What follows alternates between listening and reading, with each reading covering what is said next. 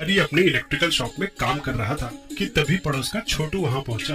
आपके पास स्टेबलाइजर है क्या? पर तुझे क्यों चाहिए? बस आप जल्दी से दे दो। बस आप जल्दी से दे दो। सीलिंग फैन खराब हो गया है और शाम को मेहमान आने वाले हैं। एक पुराना 12 वोल्ट का फैन चलाना है। स्टेबलाइजर तो वोल्टेज फ्लक्चुएशंस रोकने के लिए इस्तेमाल होता है। 220 से 12 वोल्ट एसी चाहिए तो स्टेप डाउन ट्रांसफार्मर ही ऑप्शन है। ऐसा करो, ये डोरबेल का ट्रांसफार्मर ले जाओ। हरी ने छोटू को ट्रांसफार्मर दे दिया, पर थोड़ी देर बाद छोटू वापस आ गया। भैया ट्रांसफार्मर तो खराब है, फैन नहीं चल रहा, बस आवाज कर रहा है। ट्रांसफार्मर तो ठीक था, रुको मैं चल के चेक करता हूँ। हरी पहुंचा तो छोटू ने पूरी बात बताई। ये काफी पुराना पंखा है जो 12 वोल्ट की सप्लाई पे चलता है। घर में 220 वोल्ट की सप्लाई आती है, इसलिए मैं आपसे ट्रांसफार्मर लेके आया था। हरी ने देखा कि फैन एक ही जगह वाइब्रेट कर रहा है। उसे कुछ शक हुआ तो उसने फैन की रेटिंग चेक की। ये तो डीसी फैन है, इसलिए एसी करंट में नहीं चल रहा। डीसी फैन ये बैटरी से चलने वाला पंखा है जो कि डीसी करंट प्रोवाइड करती है। डीसी मोटर को डीसी सप्लाई से जोड़े तो उस पे कांस्टेंट टॉर्क लगता है। वहीं एसी सप्लाई से जोड़ने पर पंखे पे लगने वाला टॉर्क लगातार डायरेक्शन बदलता रहता है। इस ट्रांसफार्मर से एसी सप्लाई आ रही है, इसलिए पंखा एक ही जगह वाइब्रेट कर रहा है। तो अब क्या करें? एसी को डीसी में बदलना होगा।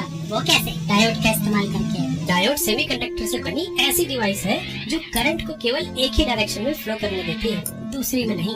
ऐसे करंट लगातार अपनी डायरेक्शन बदलता है। अगर डायोड को सोर्स के साथ ऐसे लगाए तो करंट केवल एक ही डायरेक्शन में फ्लो करेगा, दूसरी में नहीं। लेकिन यहाँ तो आधा करंट ब्लॉक हो गया। कम करंट में तो कम पावर मिलेगी ना? हाँ, इसलिए इस सर्किट को हाफ वेव रेक्टिफायर बोलते हैं। पूरा करंट एक ही पोलैरिटी में लाने के लिए फुल वेव रेक्टिफायर सर्किट बनाना पड़ेगा। मतलब जब करंट पॉजिटिव साइकिल में है तो लोड सोर्स के साथ ऐसे जुड़ा होना चाहिए, और जब नेगेटिव साइकिल में है तो ऐसे। इस अरेंजमेंट में लोड से हमेशा करंट एक ही डायरेक्शन में फ्लो करेगा। इसको हम दो हाफ वेव रेक्टिफायर्स की तरह भी देख सकते हैं। अब बस इन दोनों को किसी तरह एक साथ जोड़ना है। दो हाफ वेव रेक्टिफायर्स को सीधे सीधे नहीं जोड़ सकते, क्योंकि या तो ये ओपन सर्किट की तरह काम करने लगेगा या फिर एक शॉर्ट सर्किट की तरह। अगर थोड़ा ट्राई करोगे तो पाओगे कि ब्रिज कॉन्फ़िगरेशन में दो डायोड्स के सारे कॉम्बिनेशंस किसी एक हाफ साइकिल के लिए या तो सोर्स को शॉर्ट सर्किट कर देंगे या ओपन। इसलिए यहाँ दो एक्स्ट्रा डायोड्स ऐसे लगाने होंगे कि पॉजिटिव साइकिल के लिए इस पाथ से करंट फ्लो हो और नेगेटिव साइकिल में इस पाथ से।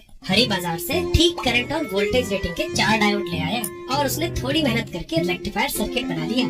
फिर उसे ट्रांसफार्मर के आउटपुट पे लगा के डीसी फैन से जोड़ दिया। अरे वाह, ये तो चलने लगा।